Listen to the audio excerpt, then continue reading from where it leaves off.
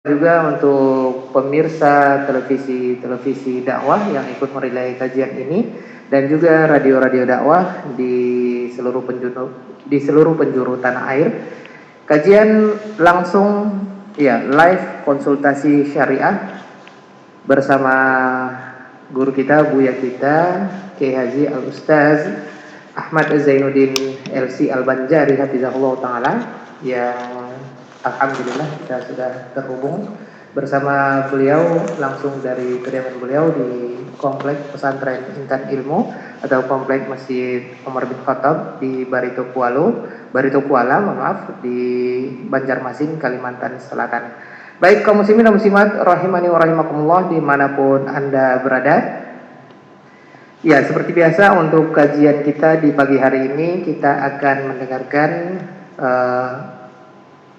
kajian tematik atau pembahasan tematik dari beliau. Kemudian nanti untuk pendengar-pendengar radio yang lain dan juga untuk pemirsa televisi yang lain yang ikut merelay kajian kita di pagi hari ini, ya kita akan menunggu untuk pertanyaan atau konsultasinya ke nomor Radio Hidayah FM Kota Pekanbaru, yaitu untuk layanan interaktif 08117530.000 08117530.000, dan untuk layanan SMS dan pesan singkat dan WhatsApp di nomor yang sama 081175454444. Bagi pemirsa dan pendengar radio lain dan pemirsa televisi lain, silakan dikirimkan ke studio masing-masing. Insya Allah nanti akan kita terima di Radio Hidayah FM Kota Pekanbaru.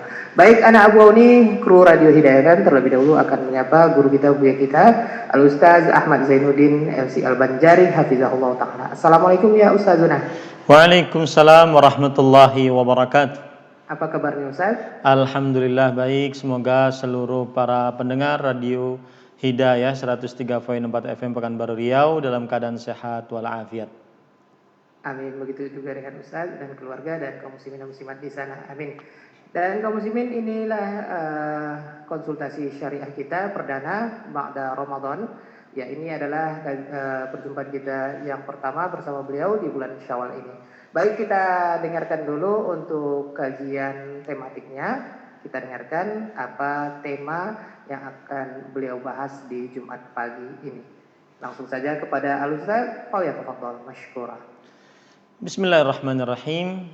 Alhamdulillahi ala ihsanih wa syukru lahu ala taufiqihi wa amtinanih. Wa ashhadu an la ilaha illallah wahdahu la syarika lah ta'ziman li sya'nih. Wa ashhadu anna Muhammadan abduhu wa rasuluhu ad-da'i ila ridwanih sallallahu alaihi wa ala alihi wa ashabihi wa ikhwanih.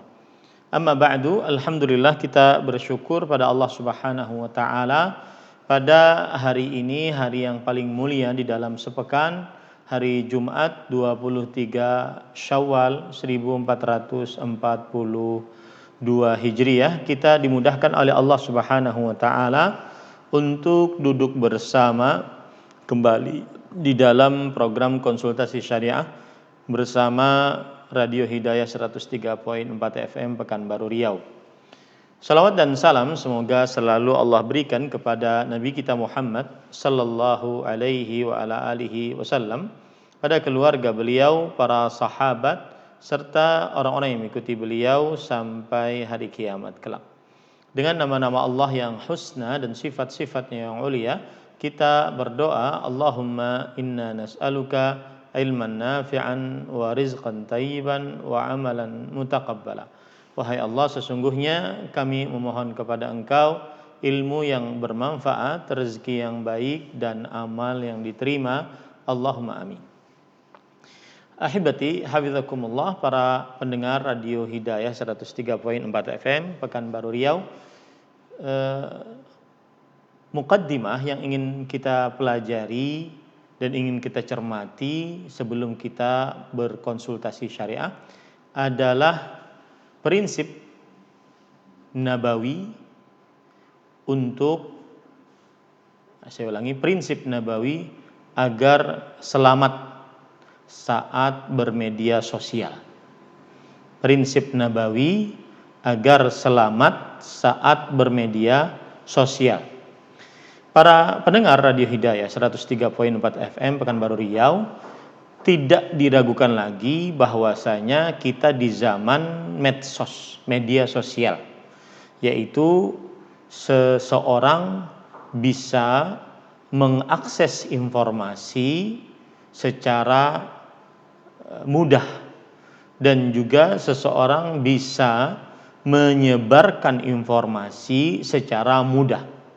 Dari satu sisi ada nilai positif yang sangat luar biasa. Akhirnya kaum muslimin bisa lebih banyak lagi belajar kebaikan-kebaikan dari adanya media sosial ini. Tetapi dari sisi negatif dan juga sangat berbahaya, terutama untuk akidah seorang muslim, akhirnya informasi-informasi yang menyimpang dari syariat Islam, dari Al-Quran, hadis yang dipahami oleh para sahabat Nabi radhiyallahu anhum, akhirnya juga banyak tersebar. Bahkan bukan hanya sekedar menyimpang, tetapi sampai dalam tahap sesat dan menyesatkan, sampai dalam tahap kekufuran. Saya beri contoh, misalkan dalam beberapa kasus sebagian kaum muslimin bertanya kepada seorang ustadz atau guru yang dia anggap guru tentang video-video yang tersebar di tengah masyarakat, yang mana video tersebut dia melihat dan mendengar dari video tersebut sesuatu yang bertentangan dengan apa yang dia yakini selama ini, bertentangan dengan Al-Quran, bertentangan dengan hadits Rasul, dan bertentangan dengan pemahaman para sahabat Nabi radhiyallahu anhu. Bahkan mungkin saja video ini bisa menyebarkan darinya kekufuran, kesyirikan. Seperti misalkan tentang ateisme. Sebagian orang-orang yang tidak bertuhan dengan media sosial di zaman sekarang ini, untuk saat sekarang bisa sangat mudah menyebarkannya. Kemudian juga penyimpangan-penyimpangan terhadap tauhid, kesyirikan. Baik itu tauhid, di dalam tauhid hal-hal yang berkaitan dengan ibadah, menyimpangkan ibadah kepada selain Allah, yaitu kesyirikan, atau tauhid rububiyah, meyakini bahwa ada yang mengatur, mencipta, berkuasa selain Allah Subhanahu wa taala, atau dalam tauhid asma wa sifat. Dan kelompok-kelompok yang menyimpang juga sangat mudah menyebarkan informasi yang mereka inginkan untuk tersebar di tengah kaum muslimin. Nah, oleh sebab itulah pada kesempatan kali ini saya ingin memberikan beberapa prinsip nabawi. Maksud prinsip di sini adalah pondasi dasar. Maksud nabawi adalah berdasarkan dari hadis-hadis Rasul sallallahu alaihi wa alihi wasallam, agar seseorang selamat saat bermedia sosial. Karena tidak kita pungkiri, hampir kebanyakan manusia, bukan hanya muslim, kebanyakan manusia bermedia sosial. Hanya sedikit mungkin yang tidak bermedia sosial. Baik. Prinsip yang pertama adalah agar kita selamat dalam bermedia sosial, yaitu da' ma yaribuka ila ma la yaribuka. Sebagaimana hadis Rasul sallallahu alaihi wa ala alihi wasallam, yang artinya tinggalkan apa yang meragukanmu kepada yang tidak meragukanmu. Artinya, jika Anda mendapatkan video yang meragukan, sedangkan kita sebelumnya sudah mempunyai keyakinan dasar bahwa inilah keyakinan yang benar, saya belajar dari guru saya dalilnya dari Al-Quran dan hadis dipahami oleh para sahabat Nabi radhiyallahu anhu. Maka kemudian ada video lain yang menyanggah keyakinan ini. Maka pada saat itu tinggalkan apa yang meragukanmu kepada yang tidak meragukan. Pegang erat-erat keyakinan yang kita yakini berdasarkan Al-Quran dan hadis Rasul sallallahu alaihi wasallam. Tidak berbolak-balik hatinya, apalagi hanya karena dengan retorika, penjelasan, kata-kata indah dan yang semisalnya, tetapi kosong dari dalil dari Al-Quran dan hadis Rasul sallallahu alaihi wasallam. Maka tinggalkan yang meragukanmu. Kita tidak perlu memvonis apakah itu menyimpang ataukah itu sesat, tidak perlu memvonis. Yang penting saya ragu akan hal ini baru saya dapati dan saya yakin yang sudah saya pelajari, yang sudah berdasarkan dari Al-Quran dan hadis Rasul sallallahu alaihi wasallam.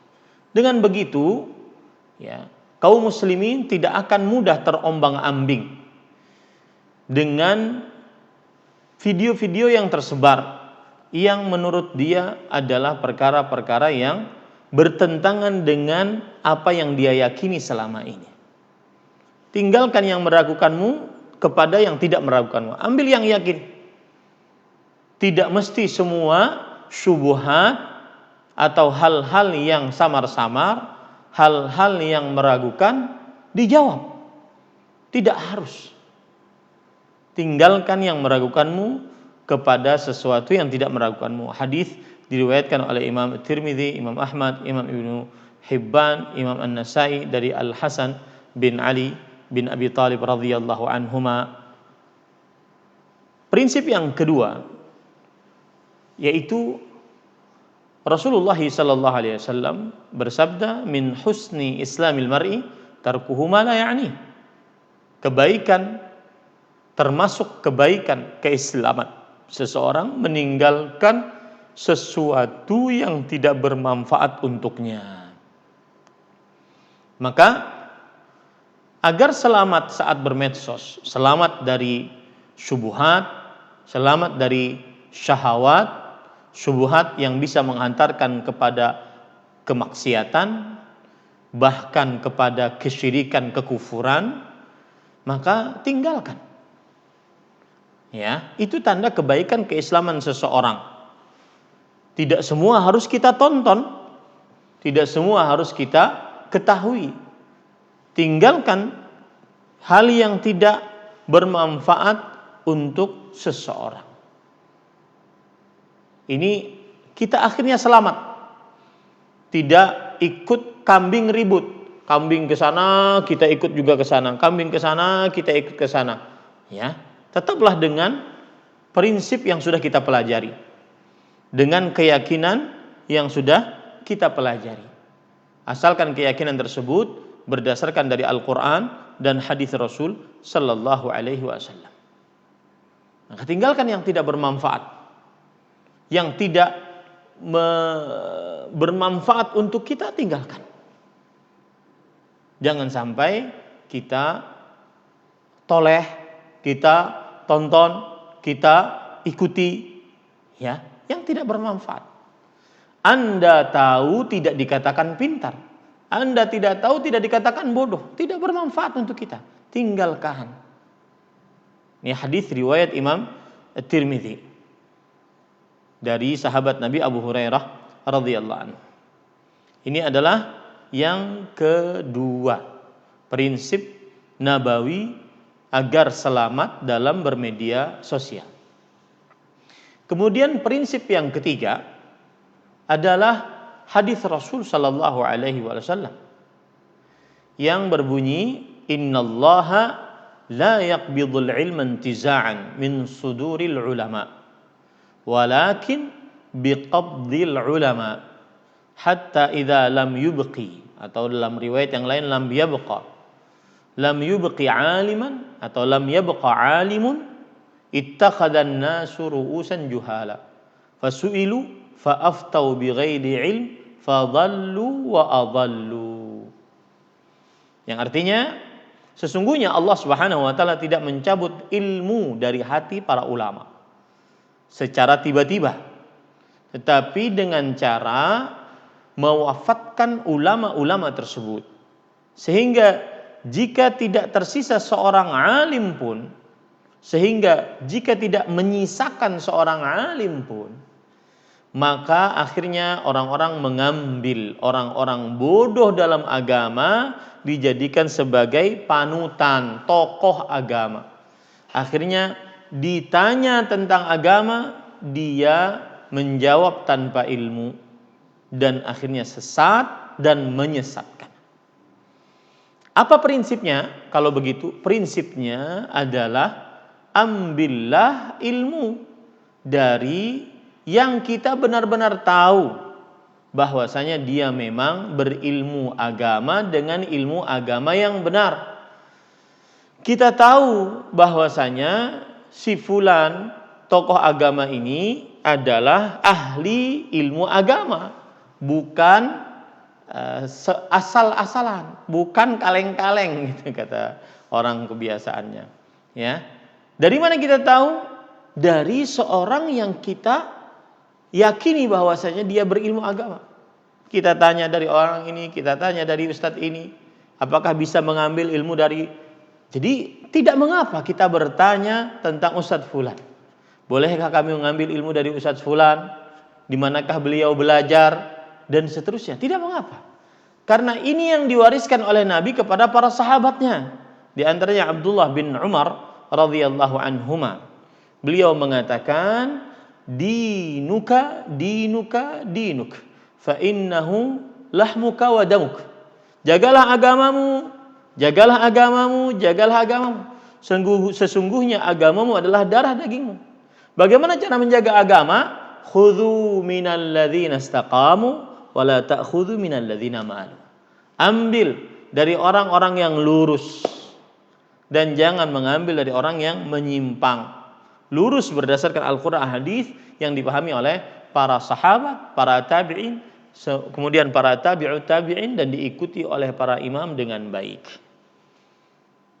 Jadi tidak mengapa kita selektif dalam mencari guru, selektif saat menonton video di media sosial, selektif saat membaca artikel di media sosial ini dari siapa, selektif saat membaca menyebarkan flyer-flyer nasihat, amalan-amalan di media sosial. Harus selektif kita. Karena ini yang diajarkan oleh Rasulullah SAW. Kalau tidak, sesat menyesatkan. Kemudian juga Muhammad bin Sirin rahimahullah, seorang tabi'i. Tentunya beliau belajar dari para sahabat. Beliau mengatakan, inna hadzal ilma dinun, fanzuru amman ta'khuduna dinakum. Sesungguhnya ilmu ini adalah agama. Maka perhatikan kepada siapa kalian mengambil agama kalian. Maka tidak boleh sembarangan seseorang mengambil agamanya. Harus dia tahu benar-benar ini si fulan belajar di mana, gurunya siapa, yang disampaikan benar atau tidak. Kalau kita sebagai orang awam ingin bertanya, bertanyalah kepada ustadz yang kita yakini dia di atas kebenaran. Sebagaimana ayat Al-Quran, Allah Subhanahu wa taala berfirman, "Fas'alu ahlaz dzikri in kuntum la ta'lamun." Bertanyalah kepada orang yang berilmu jika kalian tidak mengilmuinya. Ya, kita bertanya, ya, bagaimana dalam surat An-Nahl ayat 43 dan surat Al-Anbiya ayat 7. Ya, bertanya kita, tidak mengapa. Itu tidak salah, itu bukan kurang adab terhadap seseorang, tetapi kita ingin menyelamatkan agama kita. Nah, ini kira-kira 3 prinsip nabawi minimal, masih banyak yang lain karena kita ingin masuk ke dalam program konsultasi syariah. Maka 3 ini yang ingin saya sampaikan agar selamat dalam bermedia sosial. Yang pertama, tinggalkan yang meragukan. Yang kedua, tinggalkan yang tidak bermanfaat. Yang ketiga, ambil dari orang yang memang kita yakini dia pantas untuk diambil ilmunya, setelah kita bertanya siapa orang tersebut kepada orang yang memang pantas untuk ditanyai. Wallahu alam.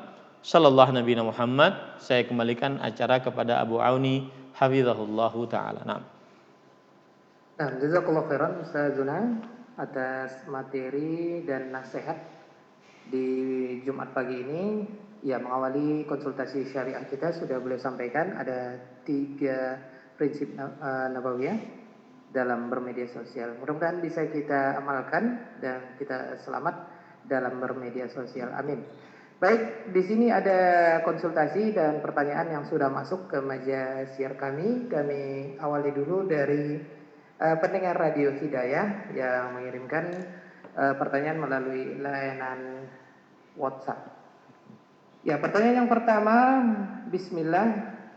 Afwan Ustaz, ana pernah mendengar ada Ustaz yang mengatakan boleh diambil yang baiknya dan dibuang yang buruknya. Apakah prinsip ini bisa kita amalkan dalam bermedia sosial? Dari pendengar Radio Hidayah di Pekanbaru, Riau. Bismillah, walhamdulillah, wassalatu wassalamu ala rasulillah wa ala alihi wa sahbihi wa man wala. Perkataan ini tidak bisa diamalkan oleh setiap orang. Kalau seandainya seorang ahli ilmu, dia bisa menimbang mana yang benar, mana yang salah, mana yang berdasarkan Al-Quran dan hadis yang dipahami dengan pemahaman yang benar, dan mana yang tidak berdasarkan Al-Quran dan hadis atau berdasarkan Al-Quran dan hadis tetapi tidak dipahami dengan pemahaman yang benar, maka yang bisa menimbang-nimbang seperti ini hanya orang-orang yang belajar ilmu agama secara mendalam. Bahkan penuntut ilmu pemula ataupun bahkan ustadz, apalagi sampai penuntut ilmu pemula, terkadang dia tidak bisa secara mutlak menimbang-nimbang mana yang baik, mana yang benar, apalagi orang awam. Maka kaidah ini tidak bisa diamalkan oleh setiap orang, akan tetapi bisa diamalkan oleh yang bisa memilah-milih mana yang baik, mana yang buruk. Nah, oleh sebab itu untuk orang awam maka dia diwajibkan pertama kali untuk belajar hanya dari orang yang dia yakini bahwa orang tersebut mengajari ilmu agama yang benar. Jadi kaidah tersebut tidak dapat diamalkan oleh semua orang, tetapi bagi orang awam hendaklah dia mengambil ilmu dari orang yang benar-benar dia yakini mengajari ilmu agama. Sekarang kalau seandainya orang biasa memakai kaidah ini, bagaimana dia mengukur? Sedangkan dia tidak tahu mana yang benar, mana yang salah. Maka tidak bisa diamalkan yang seperti ini oleh orang-orang secara umum. Mungkin bisa diamalkan oleh sebagian orang-orang yang ahli ilmu. Itu pun yang benar-benar bisa ahli ilmu, paham tentang Al-Quran, hadis Rasul, ilmu usul fikih, ilmu tafsir Al-Quran, ilmu usul hadis dan seterusnya. Maka baru bisa diamalkan kaidah tersebut. Tetapi secara umum kaum muslimin yang umum tidak bisa mengamalkan hadis tersebut, lalu dia tidak tahu mana yang baik dan mana yang buruk. Dan kadang-kadang dengan kaidah ini akhirnya membenarkan sesuatu yang menyimpang karena berdasarkan hanya perasaannya saja, hawa nafsunya saja, kemudian imajinasinya saja. Nah, inilah kekeliruan yang terjadi. Dan para ikhwah yang dirahmati oleh Allah Subhanahu wa taala, seorang muslim semestinya dia wajib untuk meneliti kepada siapa dan berhati-hati, selektif kepada siapa dia menimba ilmu agama. Wallahu a'lam. Nah. Ya, jazakallahu khairan atas jawaban dan nasihat dari Ustaz. Ya, mungkin pertanyaan dari WhatsApp tadi sesuai dengan tema pembahasan kita, yaitu prinsip nabawi yang disampaikan oleh beliau tadi di pembukaan kita.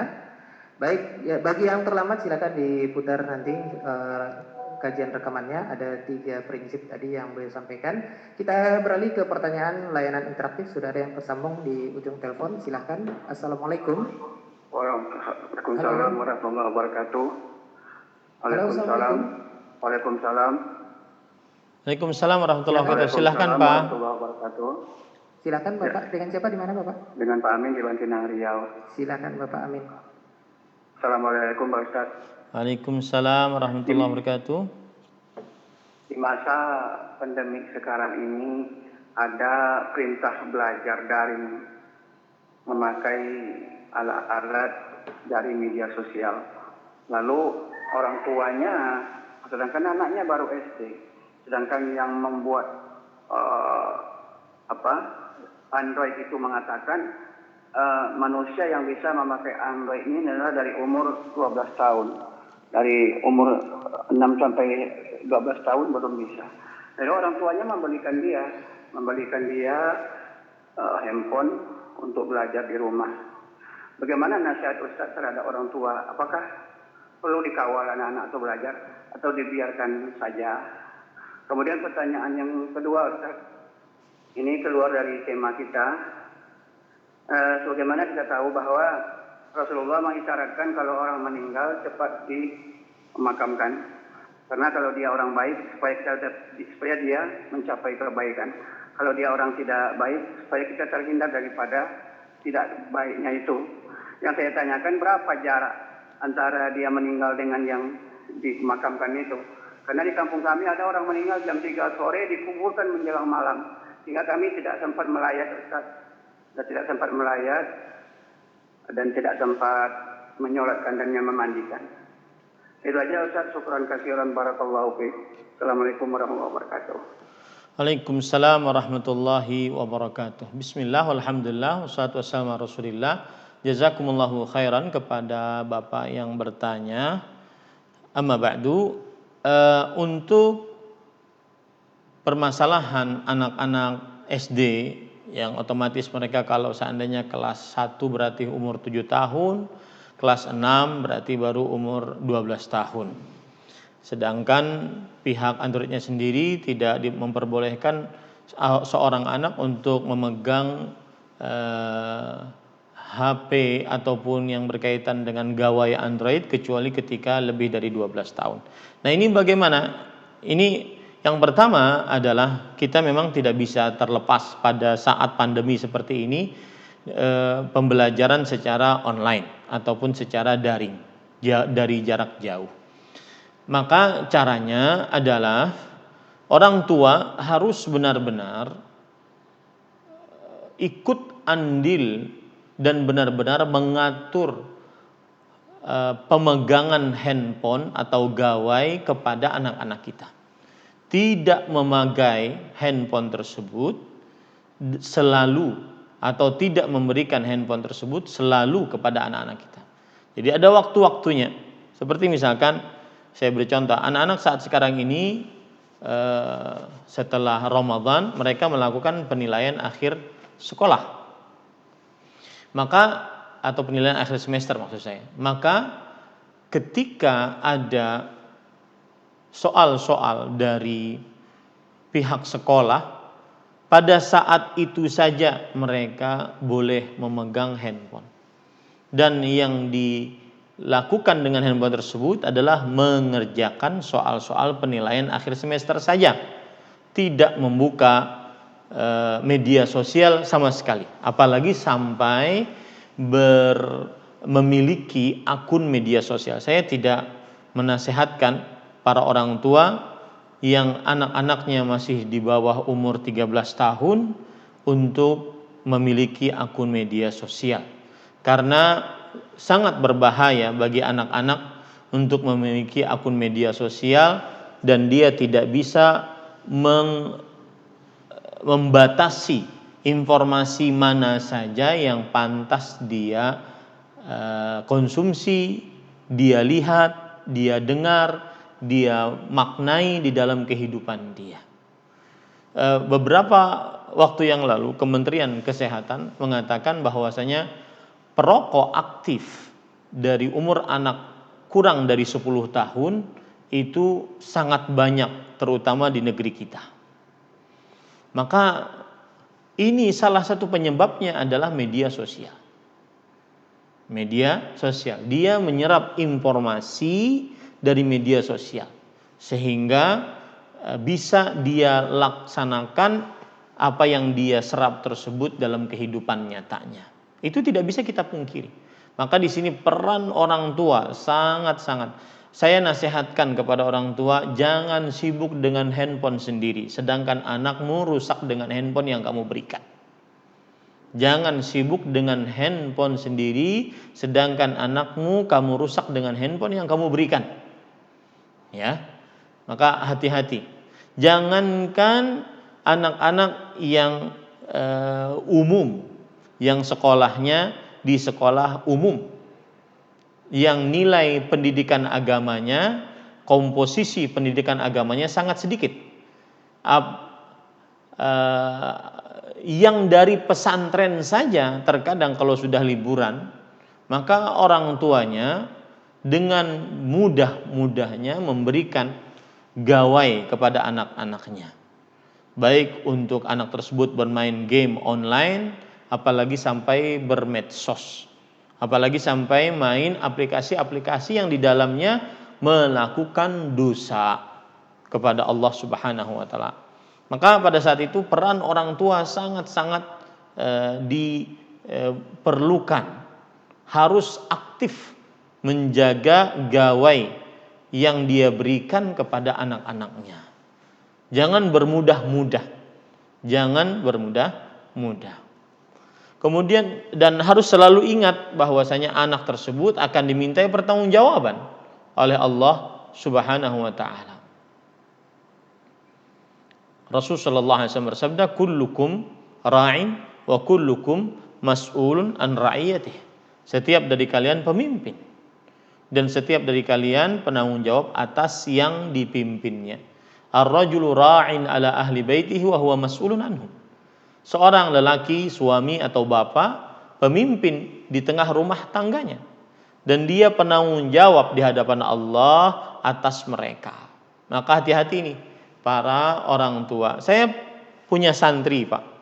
Ramadan kemarin ketika tarawih mereka kan pulang ke rumah masing-masing. Tetapi kemudian ketika tarawih mereka datang ke pesantren untuk sekedar ikut sholat tarawih. Saya tanya, sudah berapa hatam Quran? Padahal anak ini adalah salah satu anak kebanggaan kita. Maka dia mengatakan belum satupun. Padahal dia lancar dan dia termasuk program yang kita proyeksikan untuk menghafal 30 juz. Dan bagi orang yang lancar, padahal itu tanggal 20 Ramadan. Bagi orang yang lancar, tanggal 20 Ramadan, terutama bagi para santri, mungkin dia sudah bisa 2 kali hatam, 3 kali hatam, 4 kali hatam. Sedangkan ini belum 1 kali pun. Maka ketika itu ada bapaknya, saya nasihatkan, main handphone ya Pak. Iya Ustadz, ambil handphonenya Pak. Apa yang dikerjakan oleh anak tersebut? Main game online. Lihat, kita sudah membentuk sedemikian rupa di pesantren, ternyata orang tuanya yang merusak dengan dalih kasihan kepada anaknya. Sedemikian rupa kita beberapa bulan di pesantren, 5-6 bulan di pesantren, kemudian nanti libur, 5-6 bulan lagi libur lagi, dan seterusnya. Maka para ikhwah yang dirahmati oleh Allah Subhanahu wa taala, benar memang hadis Rasulullah SAW, fa'abawahu, maka sebab utamanya lah kedua orang tuanya. Kedua orang tuanya. Maka saya nasihatkan, ambil handphonenya di hadapan anaknya. Bapakmu kamu nanti ngambil handphone. Dan saya berharap hatam. Ketika Idul Fitri, saya ketemu dengan santri tersebut. Berapa kali hatam? 4 kali.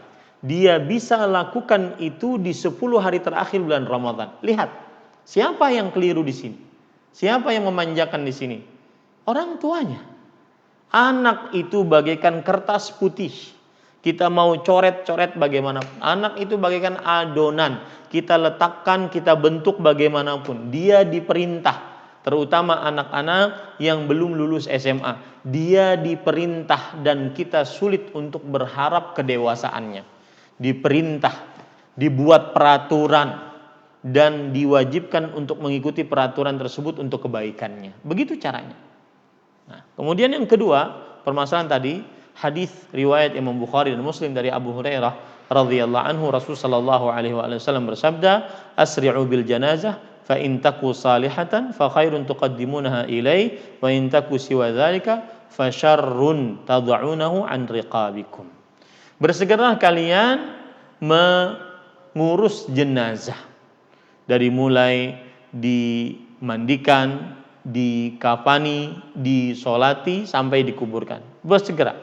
Jika jenazah tersebut dalam keadaan saleh, maka lebih baik bagi kalian untuk menyegerakannya, menguburkannya, karena dia akhirnya mendapatkan nikmat kubur. Dan jika dia bukan yang saleh, maka adalah sebuah keburukan kalian meletakkannya di tengah-tengah kalian, orang buruk tersebut. Segeralah dikubur. Pertanyaannya sekarang, berapa lama segera menyegerakan pengurusan jenazah tersebut? Maka jawabannya adalah tidak ada batasan khusus. Yang jelas jangan terlalu cepat sehingga kaum muslimin yang ingin menyolatkannya terlambat, jangan terlalu lambat, ya. Jadi tidak ada batasan khusus. Yang jelas bainal ifrat wat tafrid. Tidak terlalu lambat, tidak terlalu cepat. Kalaupun tadi dikatakan bahwasanya karena terlalu cepat akhirnya kami tidak sempat untuk mensolatkan Ustadz, maka jawabannya bisa dia lakukan mensolati jenazah setelah jenazah tersebut dikubur. Ya, kemudian juga bisa dengan melakukan melayat takziah kepada keluarga yang ditinggal mati oleh jenazah tersebut. Demikian, wallahu a'lam. Nah. Ya, jazakallahu khairan atas jawaban dan nasihat dari Ustaz. Khususnya jawaban dari pertanyaan yang pertama. Mudah-mudahan orang tua, wali santri yang mendengarkan nasihat tadi bisa menghunjam ke hatinya. Dan mari kita amalkan, ana dan kita semuanya tentunya. Baik kaum muslimin dan muslimat rahimakumullah dimanapun Anda berada, kita akan ajukan pertanyaan dari Bogor, Jawa Barat. Pertanyaan dari Bogor, Jawa Barat, hamba Allah. Izin bertanya Ustaz, bagaimana hukum hipnotis menurut pandangan Islam? Dan apa saja kiat-kiat agar kita tidak bisa kena hipnotis orang lain? Jazakumullah khair dari hamba Allah di Bogor, Jawa Barat.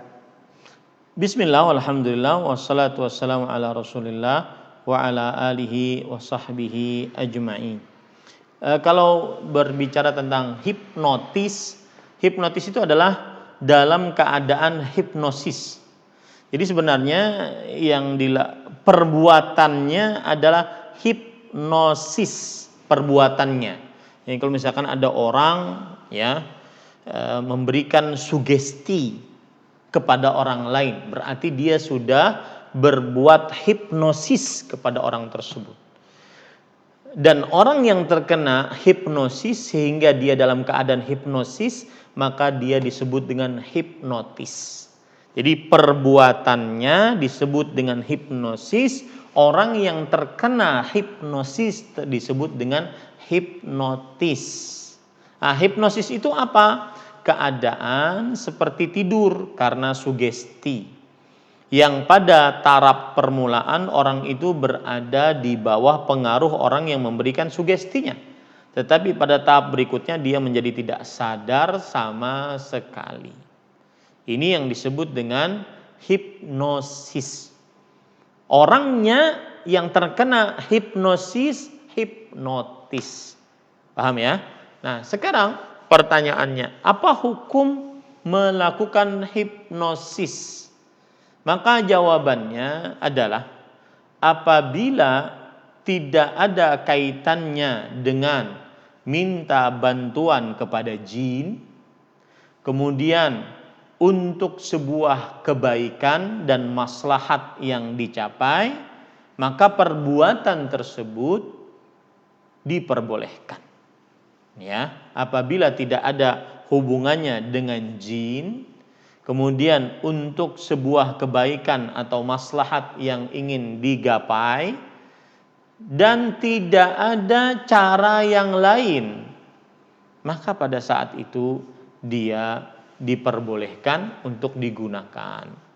Tetapi jika minta bantuan kepada jin sehingga orang ini hilang kesadaran, atau untuk melakukannya untuk berbuat keburukan, ya, baik itu akhirnya yang dihipnosis sehingga terjadi hipnotis padanya, melakukan perbuatan yang tercela, melakukan perbuatan yang mungkar akibat hipnosis tersebut, maka itu adalah haram hukumnya. Wallahu a'lam. Nah. Ya, jazakallahu khairan atas jawaban dan penjelasan dari Ustaz. Ya, di sini ada pertanyaan yang senada, tapi alhamdulillah ana rasa sudah cukup jelas dan lengkap jawaban dari Ustaz. Meskipun ini ada pertanyaan tentang penipuan online, hipnotis penipuan online. Baik, kita akan angkat untuk pertanyaan yang berikutnya 081175 30.000. Silakan yang sudah tersambung di ujung telepon 081175 30.000. Baik, terputus 081175 30.000. Silakan. Ya, baik, terputus lagi. Kita akan ajukan pertanyaan berikutnya. Oke, baik, tidak akan kembali angkat. 081175 30.000. Silakan. Assalamualaikum. Waalaikumsalam warahmatullahi wabarakatuh. Dengan siapa di mana? Dengan hamba Allah di Sungai Mandau, Pak. Dengan Ibu hamba Allah di Sungai Mandau Riau. Silakan, Ibu. Yang ingin saya tanyakan, Pak, saya memiliki seorang anak, cuman anak saya anak yatim, ayahnya telah meninggal. Dia meminta dibelikan handphone, cuman kalau tidak kita turuti dia menangis, dan rasanya hati itu udah lama dia menangis karena kehilangan ayahnya, jadi rasanya tidak tega. Bagaimana cara saya, Pak, agar saya bisa menghadapi masalah kayak ini? Saya ingin dia tertawa, karena terlalu lama dia selalu menangis karena kehilangan ayahnya. Tolong, Pak. Assalamualaikum warahmatullahi wabarakatuh. Waalaikumsalam warahmatullahi wabarakatuh. Bismillah, walhamdulillah, wassalatu wassalamu ala rasulillah wa ala alihi wa sahbihi wa man wala. Adapun hal yang berkaitan dengan agar anak tersebut ceria kembali, riang kembali, bahagia kembali, maka saya nasihatkan kepada ibu, jika memang masih memungkinkan ibu untuk menikah, mencari suami sehingga anak tersebut bisa kembali mendapatkan sosok ayah, meskipun ayah sambung bagi dirinya, ya, sehingga dia bisa bersenda gurau, dia bisa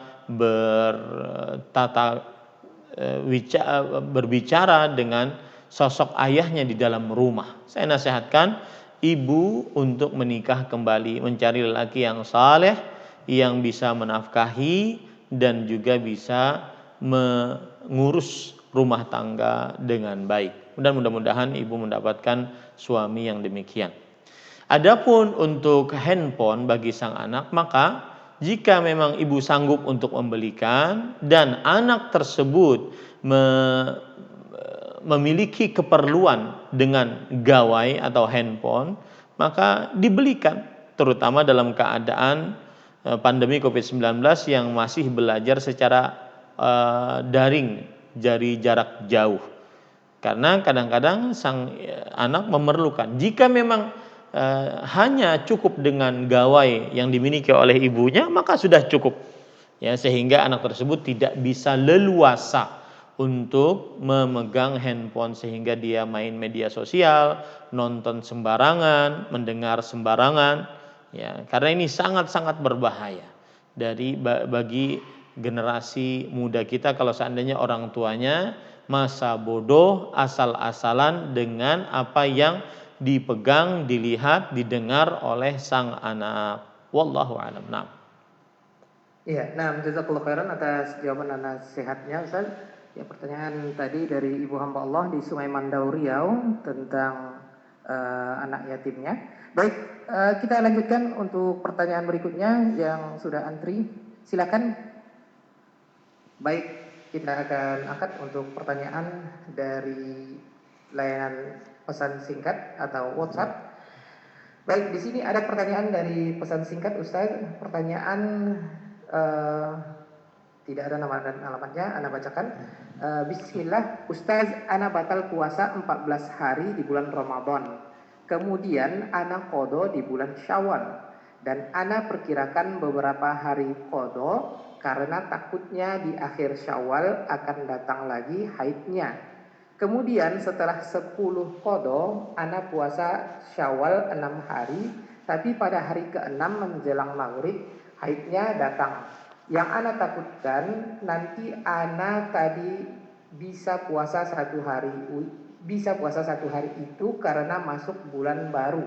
Jadi apakah puasa Ana yang terakhir telah dihitung puasa penuh? Jika tidak, dapat Syawal. Bismillah, alhamdulillah, wassalatu wassalamu ala rasulillah. Pertanyaannya agak muter-muter, tetapi insya Allah bisa dipahami. Yang jelas, semestinya seorang muslimah atau muslim yang mempunyai hutang puasa di dalam bulan Ramadan, maka dia membayar hutang puasanya dahulu. Dan hutang puasa yang dimaksud adalah yaitu seorang muslimah memiliki haid saat bulan Ramadan sehingga tidak diperbolehkan untuk berpuasa, ataupun nifas dalam bulan Ramadan sehingga tidak diperbolehkan puasa, ataupun seorang muslimah safar sehingga diperbolehkan untuk tidak berpuasa, ataupun sakit sehingga diperbolehkan untuk tidak berpuasa. Itu yang disebut dengan hutang puasa. Adapun yang dimaksud dengan hutang puasa, dia tidak berpuasa karena malas, karena ogah-ogahan, maka ini bukan hutang puasa dan tidak wajib untuk diqadha menurut pendapat yang lebih kuat, tetapi wajib dia bertobat. Nah, kalau seandainya memang itu benar-benar hutang puasa, maka semestinya dia sebelum melaksanakan puasa sunnah 6 hari di bulan Syawal, dia menyelesaikan puasa wajibnya, puasa qadha wajibnya dulu. Ya, apabila dia dalam menyelesaikan puasa qadha wajibnya ternyata tidak mencukupi harinya untuk puasa 6 hari sunnah di bulan Syawal, maka tidak mengapa, berarti terangkat syariat puasa 6 hari sunnah di bulan Syawal atasnya. Yang penting dia menyelesaikan puasa Ramadan dahulu. Karena pendapat yang lebih kuat, tidak disyariatkan puasa 6 hari sunnah di bulan Syawal bagi siapa yang belum menyelesaikan puasa Ramadan. Saya ulangi, tidak disyariatkan puasa 6 hari sunnah di bulan Syawal bagi siapa yang belum menyelesaikan puasa Ramadan. Maka bayar dulu dia puasa Ramadannya. Rasul sallallahu alaihi wasallam bersabda dalam hadis riwayat Imam Tirmidzi, "Man shama Ramadhana imanan wa ihtisaban ghufira lahu ma taqaddama min dhanbihi." Barang siapa yang berpuasa pada bulan Ramadan karena saya ulangi. Man shama Ramadhana tsumma atba'ahu sittan min Syawal. Siapa yang berpuasa pada bulan Ramadan. Jadi telah berpuasa dulu bulan Ramadan, baru kemudian itu menunjukkan kesetelahan. Setelah puasa Ramadan selesai baru kemudian puasa Syawal 6 hari di bulan Syawal, maka seakan-akan dia berpuasa setahunan penuh. Nah, siapa yang dia mengqadha puasa Ramadan akhirnya tidak dapat hari puasa Syawal, maka sudah. Ya, Allah Subhanahu wa taala Maha luas karunia-Nya, dengan niat dia sudah dapatkan pahalanya, ya. Wallahu a'lam. Nah, jazakallahu khairan atas jawaban dan penjelasan dari Ustaz. Ya, ini ada senada dengan pertanyaan ini, mudah-mudahan sudah terjawab. Dan kita akan ajukan pertanyaan yang terakhir, Ustaz. Pertanyaan dari WhatsApp kembali, pertanyaan dari hamba Allah di Riau. Pertanyaan dari hamba Allah di Riau. Assalamualaikum Pak Ustaz. Waalaikumsalam warahmatullahi wabarakatuh. Ya. Ana mau tanya tentang orang tua Ana yang sering mengoceh dan mencela pemerintah karena orang tua ana sudah 2 tahun gagal berangkat naik haji. Beliau selalu mengoceh dan mencela pemerintah. Ana sebagai anak tidak tahan mendengarnya. Mohon nasihatnya Ustaz atas ketidakberangkatan haji orang tua anak ini. Syukron Pak Ustaz. Bismillah, alhamdulillah, wassalatu wassalamu ala rasulillah wa ala alihi wa sahbihi wa man wala. Mungkin bisa dinasihatkan kepada kedua orang tua bahwasanya semua yang telah ditakdirkan oleh Allah pasti ada hikmah yang baik di baliknya.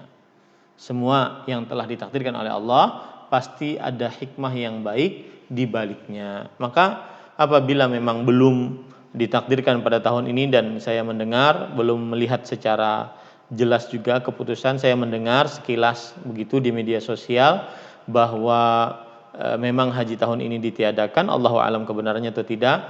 Apabila memang benar-benar ditiadakan bagi jamaah haji Indonesia, maka pada saat itu dia bersabar dan dia terus berdoa agar pandemi ini diangkat segera oleh Allah Subhanahu wa taala sehingga keadaan kita di atas muka bumi ini normal kembali seperti sedia kala. Jadi Allah Subhanahu wa taala berfirman, wa asa an takrahu syai'an wa huwa khairul lakum wa asa an tuhibbu syai'an wa huwa syarrul lakum. Wallahu ya'lamu wa antum la ta'lamun.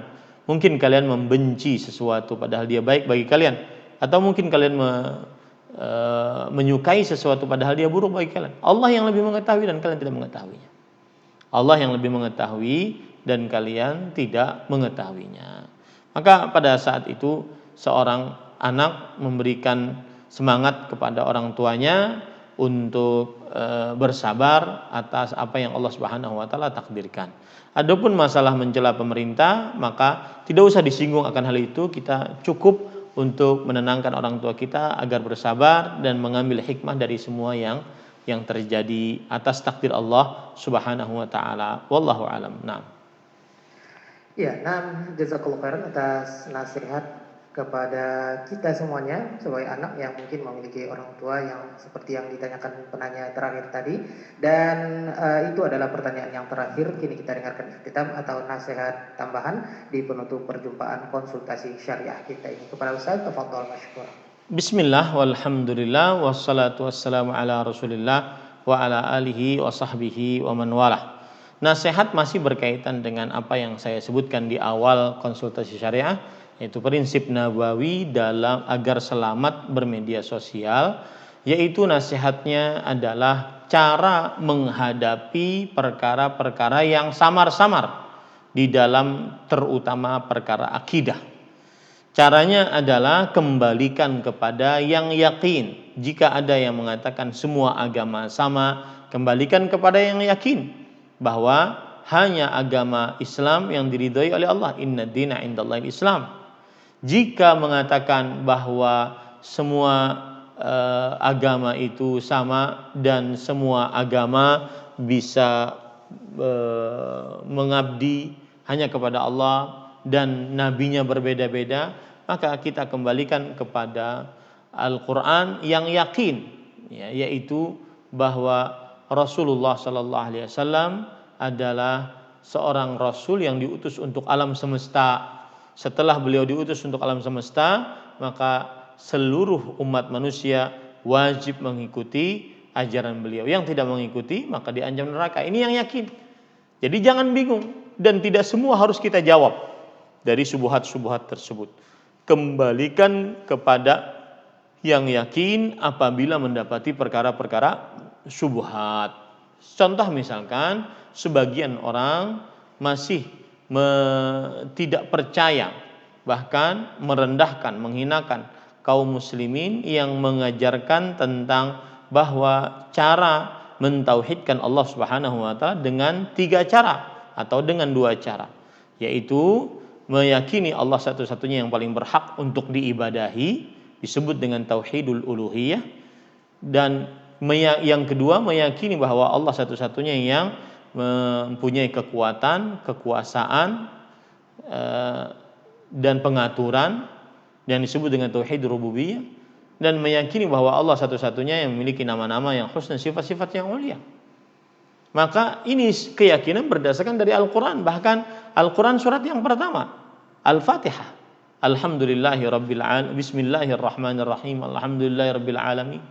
Ar-Rahmanir-Rahim. Maliki yaumiddin. Iyyaka na'budu wa iyyaka nasta'in. Ya. Karena pembagian tauhid tersebut berdasarkan istiqra', penelitian yang mendalam oleh para ulama dari Al-Quran dan hadis Rasulullah SAW. Maka ini sebuah keyakinan. Apabila ada yang meragukan pembagian ini, maka tinggalkan. Ya, karena kita tidak boleh berpindah dari sebuah keyakinan kepada hal yang meragukan. Hal yang meragukan kembalikan kepada yang yakin, dan tidak semua hal yang meragukan kita harus jawab. Itu saya ingin tekankan. Hal yang meragukan kembalikan kepada yang yakin, dan tidak semua hal yang meragukan kita harus jawab. Apalagi di media sosial. Terkadang perdebatan yang terjadi di media sosial adalah tujuannya hanya menang kalah. Pokoknya kalau dijawab saya harus menjawab. Jawabnya ngalor ngidul pun saya harus jawab pokoknya. Jangan sampai tidak dijawab. Ini tidak benar. Akhirnya orang yang selamat adalah orang yang menyampaikan. Kemudian setelah itu apa yang dikomentari, apa yang didebat, dia tidak peduli. Yang penting dia sampaikan. Selama itu berdasarkan Al-Quran dan hadis Rasulullah SAW yang dipahami oleh para salafus saleh. Maka dia hanya menyampaikan tugasnya. Wal hidayah biyadillah. Dan hidayah di tangan Allah Subhanahu wa taala. Begitu cara menolak syubhat, yaitu dikembalikan kepada yang yakin. Dikembalikan kepada yang yakin. Wallahu a'lam. Sallallahu nabiyana Muhammad walhamdulillahirabbil alamin. Wassalamualaikum warahmatullahi wabarakatuh. Waalaikumsalam warahmatullahi wabarakatuh. Jazakallah khairan kita ucapkan kepada guru kita, buya kita, Al-Ustaz Ahmad Zainuddin LC Al-Banjari hafizahullah ta'ala, yang sudah menambah nasihatnya di penghujung tausiah beliau konsultasi syariah di Radio Hidayah FM 103.4 FM Kota Pekanbaru. Dan sudah kita dengarkan wejangan nasihat-nasihat di Jumat pagi waktu Indonesia Barat ini. Tinggal kita mau mengamalkannya, mudah-mudahan semua bisa kita amalkan. Dan yang ketinggalan silahkan diputar kembali rekaman